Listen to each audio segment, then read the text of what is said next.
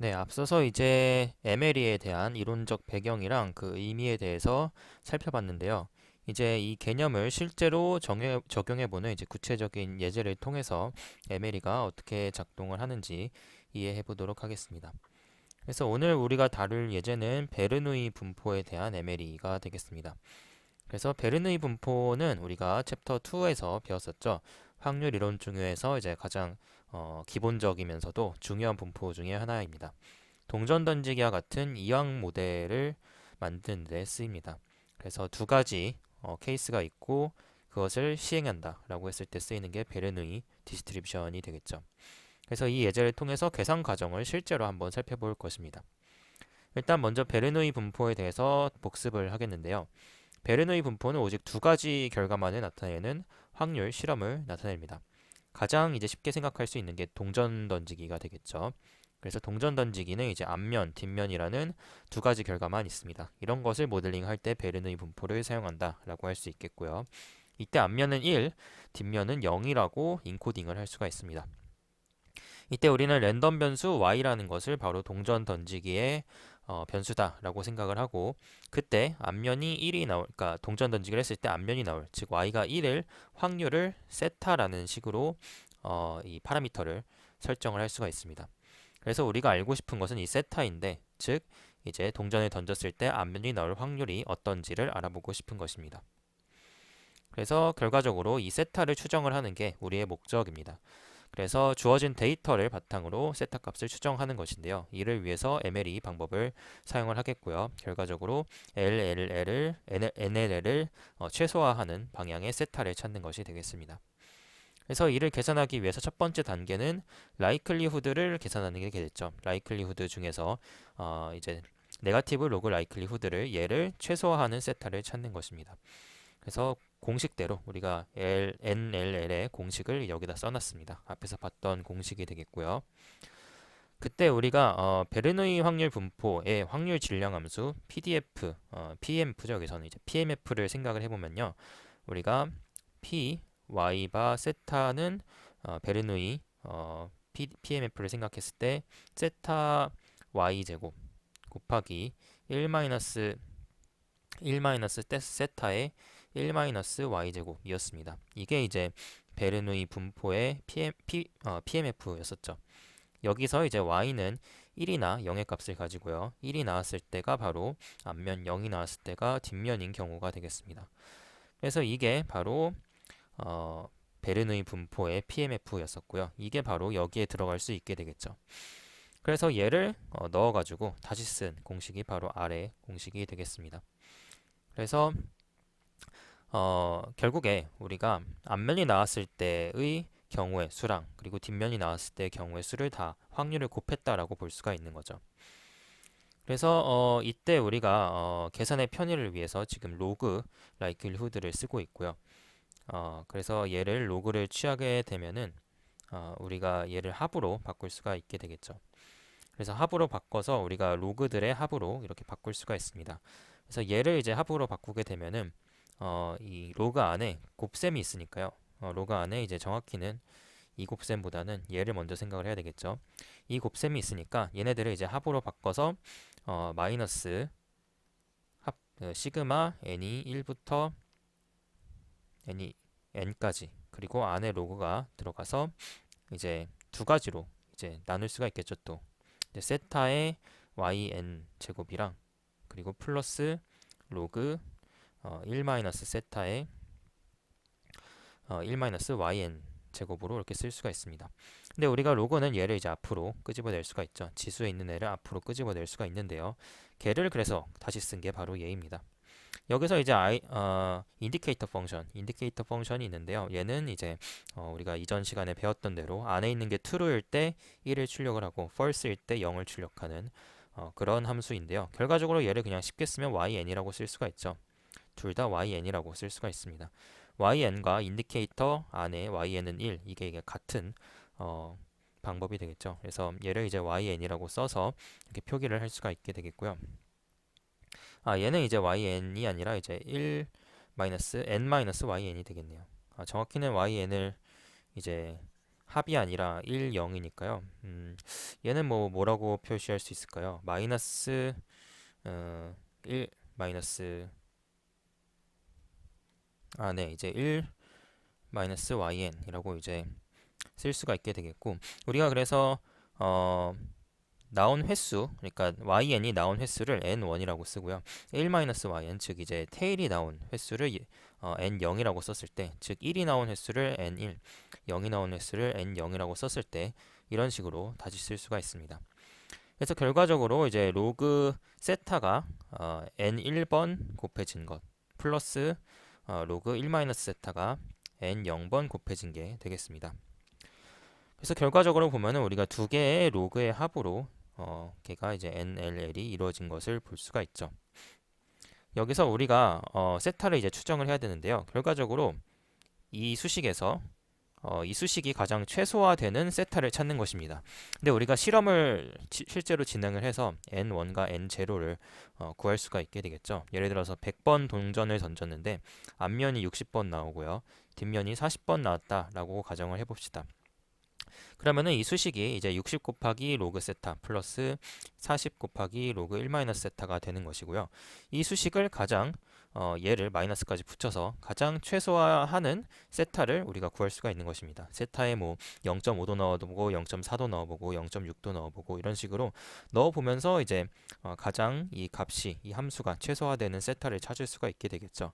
뭐 사실은 이제 뒤에서 알게 되겠지만 0.6을 넣는 게 이제 이 수식이 가장 최소화됩니다. 그래서 세타가 0.6일 때가 이 전체 계산 했을 때 가장 이가 최소화가 되는데요.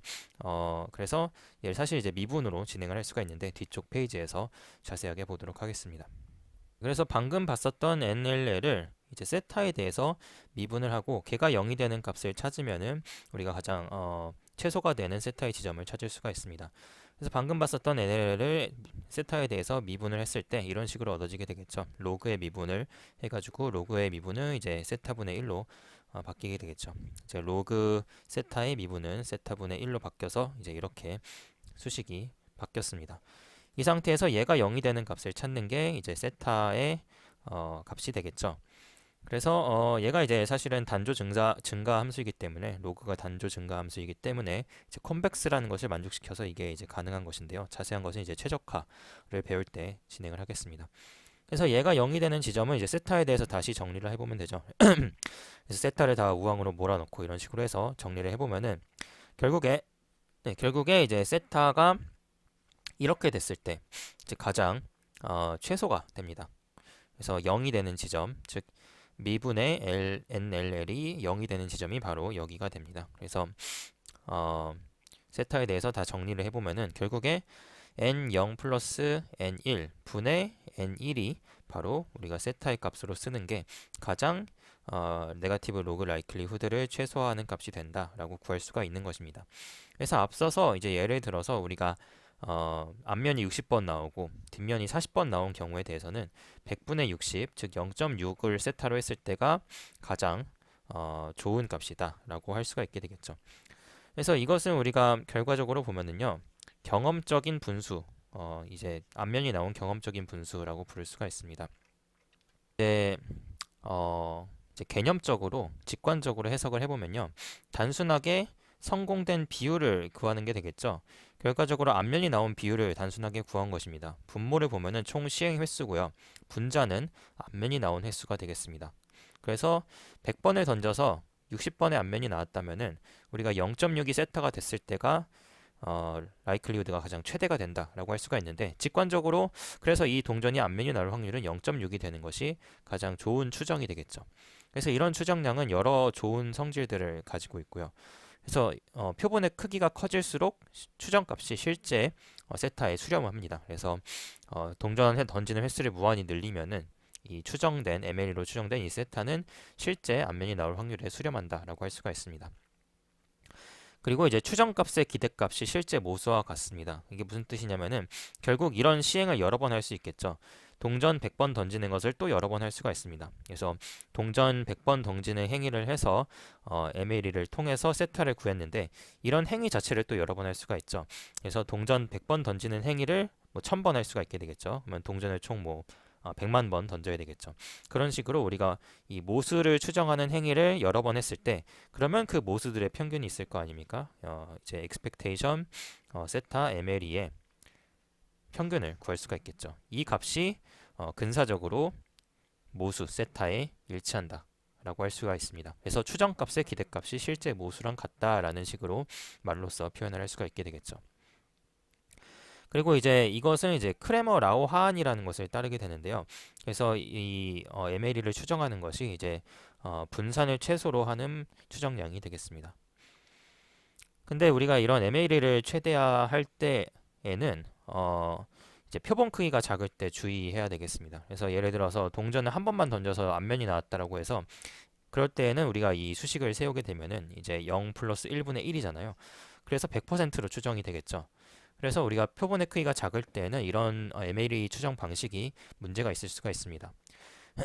네, 그런 경우에는 이제 베이지안 접근법이나 스무싱이라는 기법을 사용을 해서 추정을 개선을 할 수가 있습니다. 그래서 나중에 이제 보게 되겠지만 라플라스 스무싱이라는 방법이 있는데요. 이것은 우리가 N1과 N0에다가 1씩을 더해주는 스무싱 방법이 되겠습니다. 그래서 만약에 앞면이 한 번 나왔다. 그러니까 샘플링을 했을 때 앞면이 한 번 나왔다. 동전을 한 번 던졌는데 앞면이 한 번 나왔을 때라고 했을 때 이렇게 100%로 구하는 게 아니라 N0과 N1에다가 1씩 더해주는 거니까요. 0 플러스 1 그리고 이제 1 플러스 1 그리고 위에다가 1 플러스 1을 두는 것입니다. 그래서 얘를 계산을 하면 이제 3분의 2가 되겠죠. 그래서 이런 식으로 표본의 개수가 적을 때에는 스무싱이라는 기법을 사용을 해서 개선을 시킬 수가 있습니다. 네, 그 다음으로는 이제 베르누이 분포에서 벗어나서 범주형 분포, 카테고리컬 분포에 대해서 그때 이제 최대 우도 추정, MLE에 대해서 알아보도록 하겠습니다. 카테고리컬 분포는 베르누이 분포를 일반화한 것이라고 말을 할 수가 있고요. 경우의 수가 두 가지가 아니고 여러 가지 결과를 가질 수 있는 확률 분포가 되겠습니다. 그래서 앞서서 이제 챕터 2에서 또 봤던 내용이 되겠고요. 주사위가 가장 이제 대표적인 예시가 되겠죠.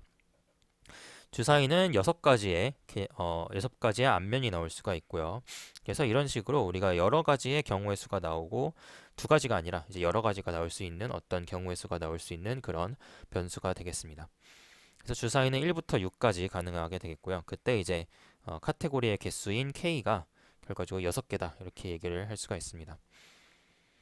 그래서 좀 더 일반화해가지고 K면체 주사위를 생각을 해볼 수가 있습니다. 뭐 20면체 주사위 이런 거를 생각을 해봤을 때 이 주사위는 1부터 K까지의 숫자가 나올 수가 있는 경우가 되겠고요. 이런 주사위를 n번 던졌다라고 가정을 하는 게 바로 카테고리컬 분포의 이 변수가 되겠습니다. 그리고 각각의 던지기 결과를 우리가yn이라고 둘 수가 있습니다. 그래서 뭐 일반적인 주사위 K가 6일 때를 생각을 해보면은 우리가 처음 던져서 이제 4가 나왔다라고 하면은 y1이 4고요. 두 번째로 던졌는데 뭐 3이 나왔다 하면 y2가 3이고 세 번째로 던졌는데 또 4가 나왔다 이러면은 우리가 이런 식으로yn까지 관측을 할 수가 있게 되겠죠. 이런 식으로 여러 가지 숫자 값을 가질 수 있는 분포가 카테고리컬 분포인 것입니다. 네, 이때 우리가 관심 있는 추정해야 되는 대상은 바로 각 면이 나올 확률인 세타 벡터가 되겠습니다. 여기서 세타는 이제 스칼라가 아니라 벡터 값인데요. 각각의 카테고리가 나올 확률이 되겠습니다. 그래서 예를 들어서 주사위를 예로 들면은 세타 1부터 세타 6까지로 이루어진 6개의 원소가 있는 벡터가 되겠고 각각 그 면이 나올 확률을 나타냅니다. 그래서 합이 1이 되겠죠. 그래서 모든 세타를 다 더하게 되면은 걔는 1이 되겠고요. 그리고 각각의 세타는 0부터 1 사이의 확률값을 가지고 있는 이런 조건을 만족시켜야 되는 세타 벡터를 추정을 하는 게 우리가 알고 싶은 대상이 되겠습니다. 그래서 우리가 데이터를 관측을 해서 이 세타를 추정을 하게 되겠습니다. 그래서 이 주사위를 n번 던져가지고 n번 샘플링을 해서 이 확률 벡터 세타를 추정하는 게 우리의 목적이 되겠고요. 이때 우리가 앞서 배운 MLE를 사용을 할 수가 있습니다. 그래서 NLL을 최소화시키는 게 바로 MLE 방법이었었죠. 그래서 로그 라이클리후드, 네거티브 로그 라이클리후드를 정의를 하게 되겠고요. 이때 이제 네거티브 로그 라이클리후드는 이 카테고리컬 분포에 대해서는 이렇게 정의가 될 수가 있습니다. 그래서 앞서 봤었던 이 수식에서 우리가 이 곱셈 수식에서 일반화를 시킨 게 되겠죠. 여기서는 경우의 수가 두 가지밖에 없었는데요. 여기서는 이제 정확하게는 원래 이제 곱의 분포인데 뭐의 곱의 분포냐면은 이제 이 세타 n에 대해서 얘가 이제 몇 번 나왔냐, 즉 n이 몇 번 나왔냐, 즉 각각의 k개의 카테고리에 대해서 몇 번 나왔냐를 다 곱한 그게 바로 우리가 알고 싶은 값이 되겠습니다. 얘를 이제 라이클리후드라고 했을 때 여기다가 마이너스 로그를 취해가지고 합으로 바꾼 게 바로 얘가 되겠죠. 그래서 이렇게 라이클리후드에서 로그를 취해서 이런 식으로 합셈으로 합산으로 바꿨습니다. 그래서 얘에다가 우리가 이제 그 로그 라이클리후드를 계산을 해가지고 세타가 가장 어떤 수가 됐을 때 이 로그 라이클리후드, 네가티브 로그 라이클리후드가 최소가 되는지를 계산을 하는 것입니다. 이때 nk는 각각 주어진 상태고요. 그래가지고 우리가 총 n번의 실험 중에서 각각 n1이 얼마고 이제 n1이 얼마고 n6이 얼마고 이런 식으로 몇 번 각각 앞면이 나왔는지는 이미 관측한 상태가 되겠습니다. 그래서 고정된 상수라고 생각을 할 수가 있게 되겠죠. 그래서 이제 얘를 이제 계산을 했을 때 이런 식으로 라그랑지 멀티플라이어를 사용을 할 수가 있습니다. 그래서 일단은 우리의 목표는 얘를 이제 최소화하는 세타, 그러니까 네가티브 로그 라이클리후드를 최소화하는 세타를 찾는 것인데 그때 이 세타 k의 합이 1이라는 조건이 있어야 됩니다. 그래서 무조건 세타 k의 값을 정할 수 있는 것이 아니라 이 합이 1이라는 조건을 만족시키는 세타를 찾아야 되겠죠. 그래서 확률을 모두 더했을 때 1이 되는 세타 벡터를 찾아야 됩니다. 그래서 이걸 풀기 위해서 라그랑주 승수법이라는 방법을 사용을 하고요. 이거는 이제 제약 조건을 목적 함수에 덧셈을 시키는 방법이 되겠습니다. 그래서 이거에 관련해서는 최적화할 때 아마 다시 배우게 될 텐데요. 우리가 제약 조건 이런 식으로 세타들의 합이 1이다 라는 제약 조건이 있을 때 얘를 우리가 최소화하는 함수에다가 덧셈을 해가지고 다시 수식을 다시 만들어서 최적화를 하는 방법이 라그랑주 승수법이라는 방법이 되겠습니다. 그래서 우리가 이 조건 얘를 우리가 라그랑주 승수법을 적용시켜서 이렇게 바꿀 수가 있습니다. 이 바꾸는 방법 같은 경우에는 이제 최적화 이론 챕터 한 7인가 8에서 이제 다시 배우게 되겠고요. 그래서 이 수식을 이제 세타에 대해서 미분을 해볼 수가 있습니다. 그래서 여기서 이제 새로운 변수인 람다가 있는데요. 이 람다는 라그랑주 승수라고 부르는 우리가 정해줘야 되는 수치가 되겠고, 그래서 이 로스 함수의 의미를 보면은 첫 번째 항은 원래 이제 네가티브 로그 라이클리후드고 두 번째 이 항은 제약 조건을 나타냅니다. 여기다가 세타를 곱한 게 되겠죠. 그래서 제약 조건을 위반할 경우에 우리가 이 숫자가 이제 커지게 되니까요. 그래서 페널티를 부과하는 효과를 만들 수가 있게 되는 것입니다. 네, 그래서 이 라그랑지안 함수를 우리가 세타 k랑 람다에 대해서 편미분을 해서 0으로 놓는 게 바로 밑에 수식이 되겠습니다. 그래서 이거에 대해 최적회를 구하면은 일단 람다에 대해서 미분한 게 훨씬 더 쉽죠. 그래서 람다에 대해서 미분하면은 그 개수인 얘가 되겠습니다. 그래서 얘가 0이 되니까요. 우리가 앞서 봤었던 세타들의 합이 1이다 라는 제약 조건이 그대로 나오는 것을 볼 수가 있습니다. 그래서 원래의 제약 조건과 같게 되겠고요. 그리고 나서 이제 세타에 대해서 편미분을 하게 되면은 우리가 아래와 같은 식으로 나올 수가 있습니다. 그래서 얘를 이제 계산을 했을 때 그래서 nk에 대해서 다시 정리를 하면은 nk는 람다 세타 k가 되어야 되는 식으로 이제 수식을 정리를 할 수가 있습니다. 이 결과의 의미를 이제 해석을 해보면은 nk라는 것은 우리가 직접 관측한 그 k번째의 앞면이 몇 번이 나왔냐 그 결과의 횟수가 되겠고요. 세타 k라는 것은 그래서 그 k라는 결과가 나올 확률입니다. 그리고 이 람다라는 것은 아직 모르는 상수가 되겠습니다. 근데 우리가 이걸 통해서 알 수 있는 것은 결국 결과가 나올 그 횟수는 세타 k에 비례한다라는 것은 알 수가 있겠죠. 얘가 아직 모르는 상수지만 k의 종속적인 상수가 아니라 모든 k에 대해서 공통적으로 적용되는 상수니까요. 일단 세타 k는 nk에 비례한다라는 것은 알 수가 있습니다. 이것은 우리의 이제 직관과도 일치하는 결과다라고 얘기를 할 수가 있게 되겠죠. 네, 이제 람다 값을 구해 보겠는데요. 그래서 람다 값은 우리가 결과적으로 이 모든 nk에 대해서 k에 대해 합을 취했을 때 n이 나와야 된다라는 제약 조건을 이용을 해서 람다 값을 구할 수가 있습니다. 우리가 mk는 앞에서 람다 세타 k라고 했었죠. 근데 이 람다는 k에 종속적이지 않은 상수다라고 했습니다. 그래서 우리가 얘를 바깥으로 끄집어낼 수가 있겠죠. 시그마 k랑 상관없는 상수니까요. 그래서 이렇게 다시 쓸 수가 있고, 얘가 바로 이제 람다가 돼야 되는데, 람다가 될 수가 있는데, 왜냐하면 얘가 1이기 때문이죠. 그래서 결과적으로 봤더니 우리가 전체 시행 횟수가 람다이다 라는 결론을 얻을 수가 있습니다. 그래서 람다는 전체 시행 횟수와 같다라고 할 수가 있겠고요. 그래서 우리는 람다도 구했으니까요. 세타를 이제 각각 구할 수가 있습니다. 그래서 앞서 봤었던 이제 nk는 람다 세타 k라는 수식에서 세타로 다시 정리를 하면은 세타 k는 람다분의 nk가 되겠죠. 이때 람다는 전체 시행 횟수인 n이니까요. 우리가 이렇게 다시 정리를 할 수가 있습니다.